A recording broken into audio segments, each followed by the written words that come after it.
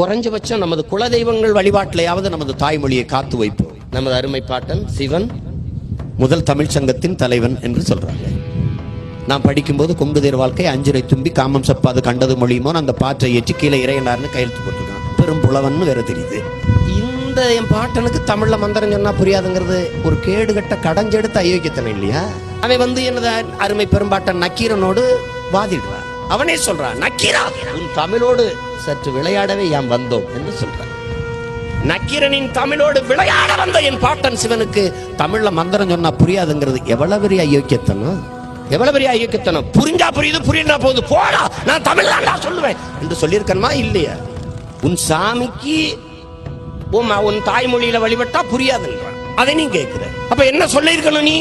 என் மொழி புரியாதவன் எனக்கு இறைவனாக இருக்க முடியாது, என் வழி உணராதவன் எனக்கு தலைவனாக இருக்க முடியாது என்று சொல்லியிருக்கணும்.